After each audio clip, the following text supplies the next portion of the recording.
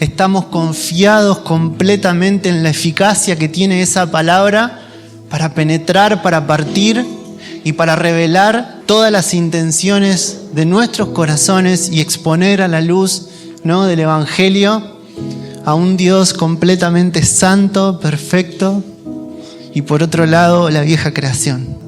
Así que yo estoy con ustedes completamente desafiado por este tiempo. Creo que estamos como congregación local en un momento bisagra. Nunca hemos estado expuestos a una palabra como esta. No la hemos gustado. Esto no tiene que ver con lo que yo estoy predicando, por favor, Estoy hablando del contenido de la palabra.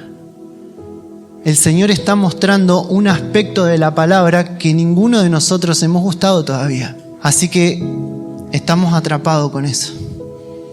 Y le estamos pidiendo al Señor, como Luquitas nos compartía en el encuentro pasado, no nos movamos hasta que Dios logre con nosotros lo que se propuso. Hermanos, el texto que el Señor nos está trayendo está en Santiago diciendo: tengan por sumo gozo cuando se hallen en diversas pruebas. ¿Por qué? Porque lo que está siendo probado es la fe. Y la fe tiene que tener su obra completa, ¿sí? La fe produce paciencia, más la paciencia, dice tenga su obra completa. ¿Qué quiere decir esto? Que por un tiempo nos alcanzó, ¿no?, identificar la prueba y la fe obró paciencia por un tiempo. Pero el Señor está diciendo, no alcanza ese tiempo.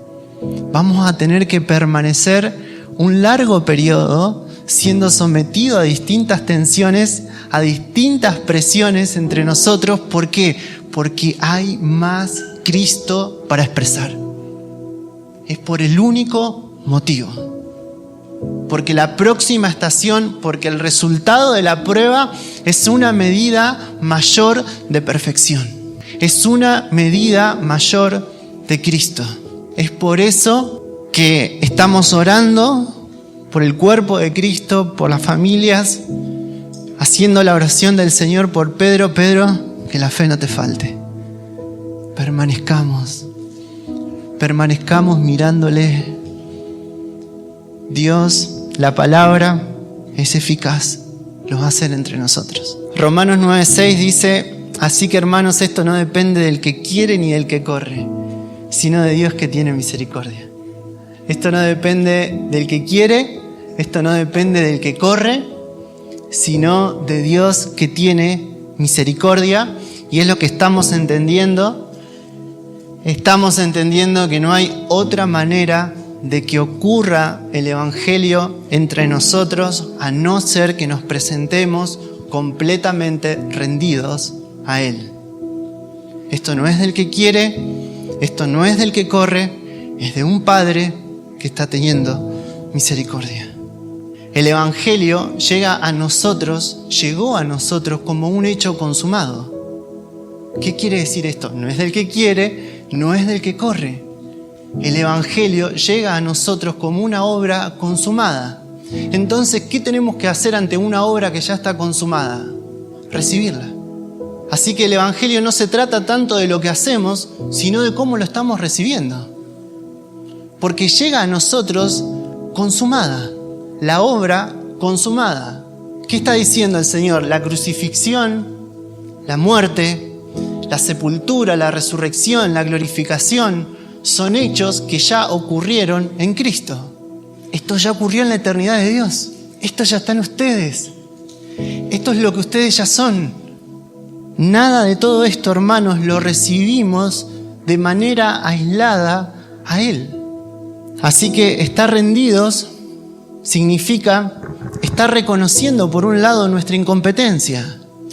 Estar rendidos significa estar reconociendo todos nosotros nuestra inoperancia. No es del que quiere, no es del que corre, es de Dios que tiene misericordia. Estar rendidos significa que no vamos a seguir argumentando en nuestros pensamientos, en nuestras opiniones, las formas que el Padre ha determinado para formar a Cristo entre nosotros. ¿Se entiende? Estar rendido significa, lo repito otra vez, que no vamos a estar argumentando no vamos a estar elevando opiniones contra las formas que el Padre ha determinado desde la eternidad para formar a Cristo en nosotros. Estar rendidos nos hará recibir con gozo las diversas pruebas en las que nos encontremos, porque entendemos que el resultado de estas pruebas es una medida mayor de perfección. Es una medida mayor de Cristo. Estar rendido asegurará, amados, entre los próximos días nuestros, que Dios logre su propósito. En los próximos días. Asegurémonos eso. No estamos confiando en nosotros mismos, no estamos confiando en nuestros ejercicios, no estamos confiando en nuestras disciplinas, en nuestras decisiones más radicales, sino estamos aprendiendo a confiar en un Padre que tiene misericordia. Y que si eso no nos acontece, no hay nada para hacer. El motivo que nos reúne, el motivo que nos convoca esta noche es un anhelo, es un deseo profundo de conocerle. Estamos acá a esta hora de la noche por un deseo, por un anhelo profundo de conocerle. Y también entendemos ahora todos nosotros que ese anhelo y que ese deseo no proviene de nosotros. Es Dios quien nos convocó. Hay muchos hermanos entre nosotros en distintas geografías que están teniendo muchísimas luchas en torno a esto por la falta de luz. De esto que estamos hablando. En Cristo, nosotros, los que estamos en Cristo, los que nacimos de nuevo, no estamos esperando que el querer nos ocurra. No estamos esperando que el deseo brote como si algo mágico empiece a ocurrir entre nosotros. No, hermanos, esto ya nos fue concedido. Hemos confundido nuestros deseos, hemos confundido nuestros sentimientos con el querer del Padre. Hemos confundido nuestras emociones, nuestros sentimientos, nuestros deseos con el verdadero querer de la casa, con el querer del Padre. Lo que el Padre quiere, lo que el Padre está deseando, lo que el Padre está buscando es a su Hijo, no nuestros sentimientos. Filipenses 2:3 dice lo siguiente: porque es Dios, escuchen, porque es Dios, es el Padre, quien obra en vosotros tanto el querer como el hacer para su buena voluntad. Lo repito otra vez, porque es Dios quien obra en vosotros tanto el querer como el hacer para su buena voluntad.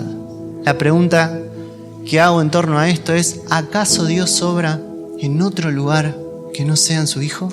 ¿Acaso Dios obra en otro lugar que no sea en su Hijo? ¿Acaso podría acontecernos algo por fuera de la vida que hemos recibido? Es Dios quien obra el querer como el hacer, amados, pero el querer está en un lugar. El querer está en Cristo. No, pero yo hoy no siento esto, hoy no tengo el deseo de esto. Lo que evidencia eso es de qué lado nos estamos encontrando. Déjame definir en tu interior esto: el querer no es algo. El querer es una vida demandando en nosotros avance. El querer no es algo. El querer es una vida, ¿sí?, que está demandando en nosotros avance. Es por eso que estamos reunidos en esta noche, a esta hora, por un deseo no nuestro, del Padre. El querer no es algo, es una vida en nosotros demandando avance. Es la vida del Hijo, hermanos. Es el deseo del Padre abriéndose paso entre nosotros como una vida indestructible. Es decir, vos hoy podés querer, podés no querer, podés sentir, podés no sentir. La verdad ante esta realidad es irrelevante. Estamos hablando de otra realidad. En Cristo el Padre está obrando constantemente el querer como el hacer. En Cristo el querer como el hacer es un obrar constante. Está del otro lado, es otra realidad. El Señor nos está hablando eso. Esto está en Cristo. El querer está en Cristo. Necesitamos esto que venimos comunicando sacar a Dios de nuestro problema. Necesitamos escuchar esto.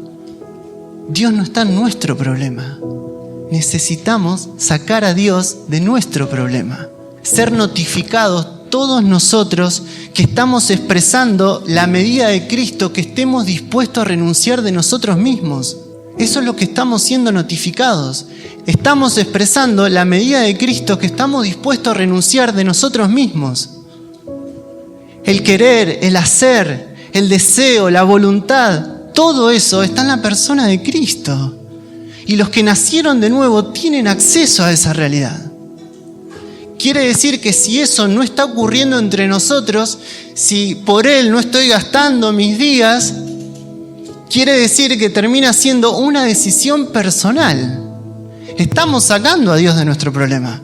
Estamos asumiendo la responsabilidad de la vida que vivimos y de la medida que estamos expresando de eternidad. Créanme, yo cuando comunico esto, yo tiemblo con ustedes. Lo digo en un vocabulario un poco más vulgar. En Cristo, los que nacimos de nuevo, ahora es nuestra decisión. Es nuestra decisión. Gálatas 2:20, Pablo dice: con Cristo estoy juntamente crucificado. Con Cristo estoy juntamente crucificado y ya no vivo yo, mas vive Cristo en mí. Pablo está diciendo: el Padre me unió al Hijo. Hermanos, el Padre nos unió al Hijo con Cristo. Es con Cristo. ¿Cómo disminuimos las interrupciones? ¿Cómo disminuimos todos los obstáculos que se presentan en nuestro día ante el crecimiento de esta vida? Pablo dice: con Cristo estoy juntamente crucificado. ¿Para qué? Para que ya no viva yo. Amados, no es una negación del yo lo que estamos hablando. La negación del yo es el resultado de estar crucificado juntamente con Cristo. Lo que Pablo dice: con Cristo, primero se identifica con el Señor. Es con Cristo que estoy juntamente crucificado. Y si esa realidad está operando en nosotros, la negación del yo y la vida, la expresión de la vida indestructible de Cristo es una realidad. No son nuestros esfuerzos. Es viendo nuestra identidad, es viendo nuestra unión con el Señor. Con Cristo, dice Pablo, estoy juntamente crucificado. Y consecuentemente a esa realidad es que ya no vivo yo, Cristo vive en mí. Es la cruz obrando en nosotros para que esta vida que es indestructible comience a crecer, a manifestarse, a darse a conocer en todos los ámbitos donde el Señor nos ha introducido.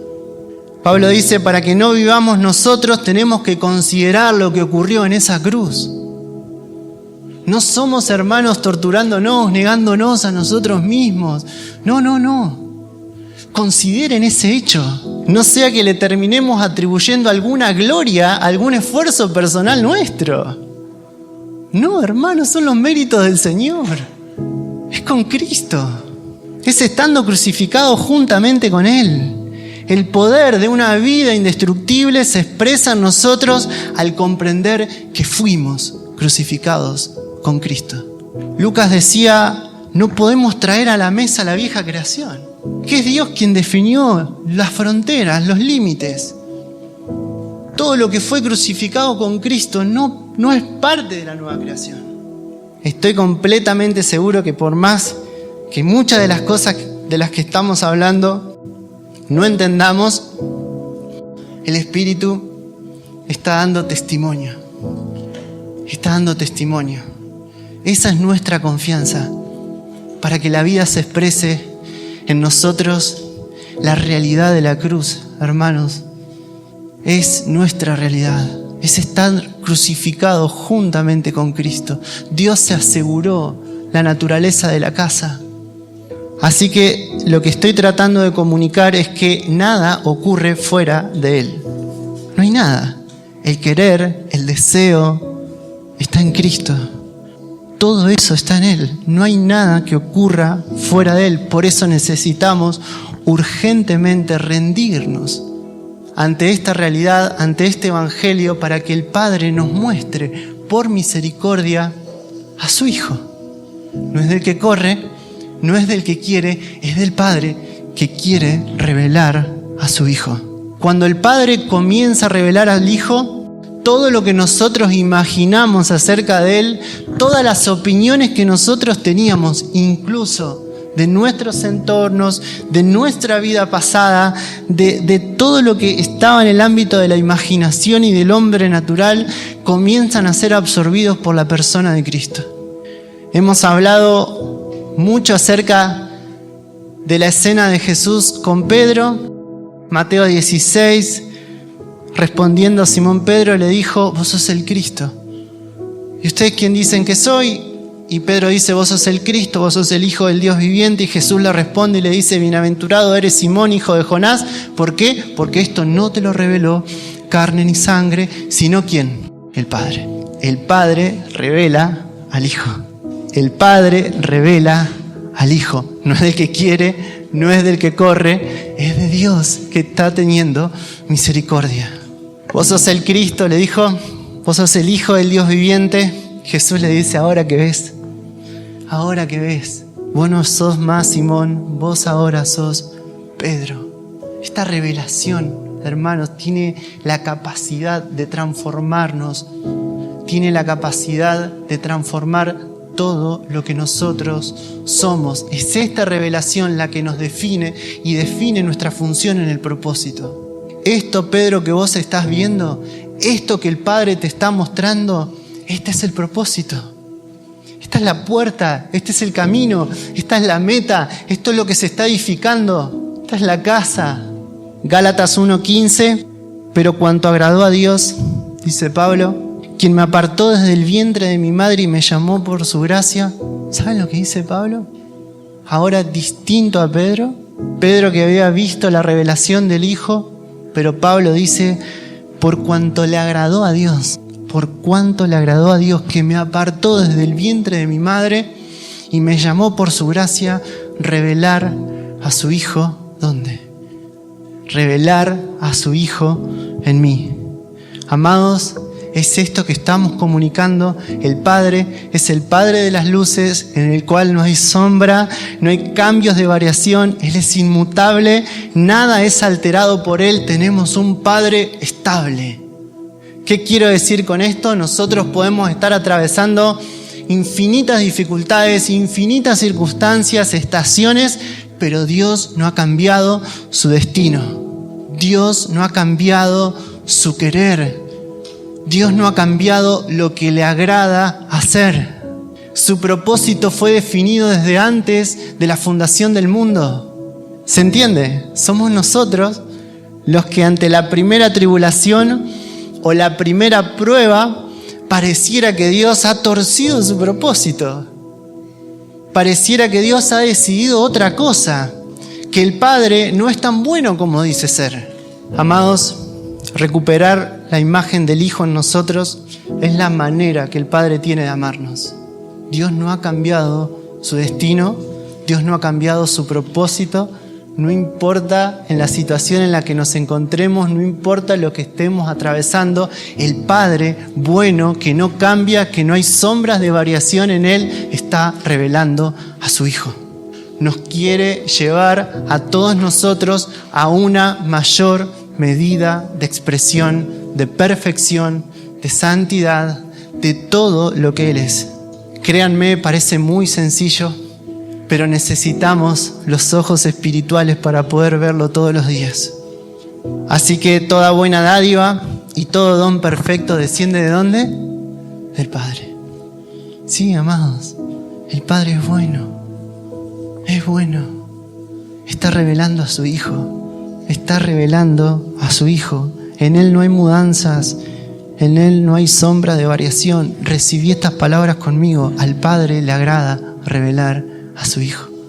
No te lo está reteniendo. Hay que identificar el problema. El agrado del Padre es revelar a su Hijo en nosotros. La diferencia, amados, de esta expresión de Gálatas, de Pablo con Gálatas, con la escena de Pedro, ¿verdad? Tiene que ver con la consumación del propósito. El Evangelio nos llega a nosotros, como estamos diciendo, como en forma de noticia. ¿Por qué? Porque ya es un hecho consumado, porque el Evangelio ya ocurrió en Cristo. Cristo dijo: esto está consumado, la obra está consumada. Esto no quiere decir que nosotros no tengamos que hacer nada. Amados, por el mismo Evangelio que hemos recibido, ahora demanda que nos convertamos todos nosotros en administradores fieles de esta gracia. No es que no tenemos que hacer nada, recibimos un evangelio completo, pero este mismo evangelio, por la misma gracia, nos está haciendo administradores para ser una expresión de este consumado es. Así que, amados, retener de alguna manera la medida que hemos recibido y no multiplicarla es lo que estamos siendo expuestos en este tiempo. Retener la medida que hemos recibido y no estar administrando, multiplicando esa medida, es en el momento en el cual nos encontramos. Es así como la parábola lo nombra, ¿no? La parábola de los talentos. El dueño le da los talentos, se va, y algunos los multiplican, lo duplican, pero hay uno que lo retiene. Hay uno que lo guarda. Hemos guardado, hemos atesorado, pero el Señor nos está diciendo ahora: esto tiene que ser administrado. Porque si no es multiplicado, si no es administrado, seremos considerados como siervos infieles. Qué tremendo, amados, saber la diferencia de lo que le ocurrió a Pedro, que él lo pudo ver externamente, pero Pablo trae esta revelación interna diciendo: al Padre le agrada revelar a su Hijo en nosotros. Está hablando de un propósito que ya se consumó. Está hablando, como dice Hebreos, que por una ofrenda Él nos ha hecho perfectos a todos nosotros. Está hablando de que Él hizo un mejor pacto, hizo un nuevo pacto. La ley no está fuera ahora, Cristo está en nosotros. La estableció en nuestro corazón, internamente. Por eso las Escrituras pueden decir: sean perfectos como vuestro Padre Celestial es perfecto. Sean santos porque yo soy santo. El Padre no nos está demandando algo que no haya hecho primeramente. El Padre no nos está pidiendo una administración de algo que no nos haya concedido. El Evangelio llegó a nosotros como un hecho consumado, pero ahora este mismo Evangelio tiene que transformarnos en administradores de esta gracia. Tenemos que multiplicar. Cantamos: somos uno en ti. ¿Cuál es la gloria del uno? ¿Cuál es la gloria del uno? ¿Por qué cantaríamos somos uno en ti y lo celebramos? Porque es el aumento, es la multiplicación de Cristo. Porque el Padre está viendo a la iglesia, está viendo el Cristo aumentado, el Cristo multiplicado. Pero para llegar a ese punto necesitamos saber que somos todos nosotros responsables y administradores de una gracia. Es decir, estamos sacando a Dios de nuestro problema. Lo necesitamos sacar. Esto no está del lado de Dios, esto está de nuestro lado. Expresamos la medida de Cristo que hemos decidido. Al Padre le agrada revelar a su Hijo en nosotros. Cuando el Padre revela a su Hijo en nosotros, revela la perfección, revela la santidad, revela la gloria de Dios en el rostro de su Hijo. Amados, cuando el Padre revela a su Hijo en nosotros, revela la calidad de la vida indestructible que hemos recibido. El Padre nos va a pedir la multiplicación de lo que nos ha dado. Escuchen, así lo plantea el siervo que retiene y dice: yo sé que vos segás donde no sembrás y recogés donde no esparcís. Él sabía del Evangelio, pero nunca se animó a dar ese salto. Sí, Arquímedes decía: denme, por favor, denme un punto de apoyo y moveré el mundo. ¿Saben cuál es nuestro punto de apoyo? Es esta revelación. Amados, esta revelación es la que vence el mundo. El mundo se sujeta a esta revelación. Pero debemos convertirnos en administradores de esta gracia para poder verlo. Dice: teniendo por lo tanto tal esperanza, hablamos con mucha franqueza. Esto está en 2 de Corintios. Y dice: y no somos como Moisés, quien se ponía un velo sobre su rostro para que los hijos de Israel no fijaran su vista en él a fin de algo que había de desvanecerse. ¿Saben lo que dice? El entendimiento de ellos se endureció.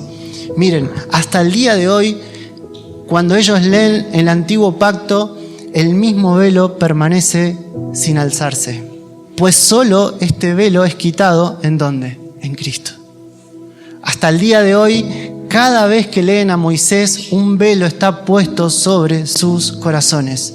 Pero escuchen, cuando alguien se vuelve al Señor, este velo es quitado. Cuando alguien se vuelve al Señor, este velo es quitado. Ahora bien, el Señor es el Espíritu, y donde el Espíritu del Señor está, allí hay libertad. Necesitamos detenernos acá y avanzar en lo que el Señor viene hablándonos. Israel, dice las Escrituras, que todavía tiene un velo hasta el día de hoy que les impide ver a Cristo. Amados, un velo es todo aquello que no es Cristo en su sustancia. Un velo es todo aquello que no es Cristo en su sustancia. No necesariamente un velo es algo que nosotros consideremos como negativo. ¿Saben lo que es un velo? Es un sustituto. Es una sombra. Una sombra puede llegar a modificar algún comportamiento nuestro. Una sombra puede en algún punto alterar alguna prioridad de nuestro día. Pero no es un obrar interno. No es un obrar interno. No es un obrar de su espíritu. Pablo está diciendo que si el velo es quitado cuando somos todos nosotros gobernados por Él. Lo que está en Cristo está sin velo. Cuando somos gobernados por Él, operamos justamente en la libertad de la mente de pecado y se nos permite ver, se nos permite contemplar para poder ser transformados a Él. Este es el deseo del Padre, revelar a su Hijo. En todas circunstancias, operar en la conciencia del Espíritu o operar en la conciencia de pecado, para nosotros los que estamos en Cristo ahora es una decisión. Todo lo que está en Cristo está libre de velos. Es otra realidad, amados. Es otra realidad. Fue la gran división, fue la división que la cruz produjo. Y es esto lo que el Padre se agrada en mostrarnos. En esta semana recibimos tantas preguntas que entiendo que se están respondiendo ante la demanda que el Espíritu produce en nosotros. Se responden solas. Preguntas como ¿cómo oramos? Preguntas de ¿qué es tomar la cruz? Son preguntas que se responden solas en la demanda de la vida, de lo que se está produciendo entre nosotros. Hermano, cuando la tensión ocurra, créeme que vas a poder orar. Cuando ya no puedas, no des más de pelear con vos mismo y de darte una y otra vez la cabeza contra la pared, vas a entender que la cruz es diaria y vas a poder ver el poder de estar crucificado juntamente con Él. Pero nosotros anhelamos ordenar pensamientos. Nos hace bien, pero necesitamos que el Padre nos muestre a su Hijo y que esta vida indestructible comience a crecer en nosotros. El escritor de Hebreos dice acerca de estas cosas, hablando del sacerdocio, dice: tenemos muchas cosas que decir y es difícil de explicar, puesto que nos hemos hecho todos nosotros tardo para oír, puesto que ya deberían ser maestros. Otra vez tienen necesidad de que alguien les enseñe los principios elementales de Dios, habiendo llegado a la necesidad de tener que comer leche y no alimento sólido.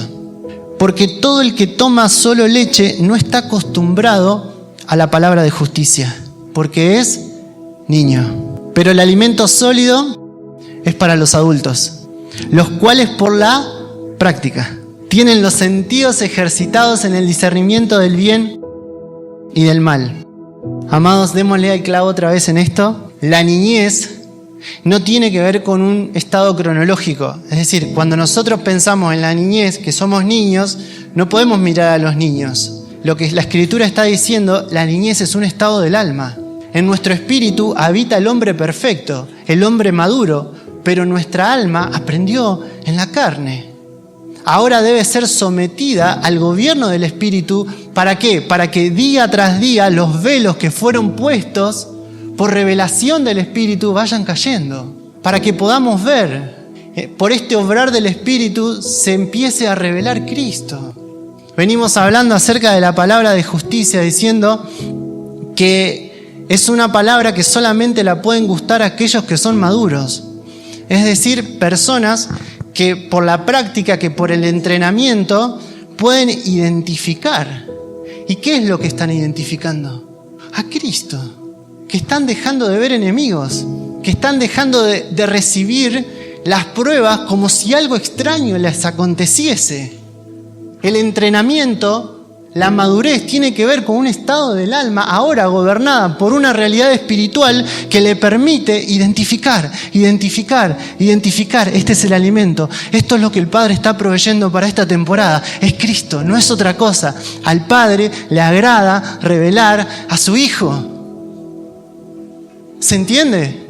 Repito, Cristo es la palabra. Hermanos, la palabra es una persona.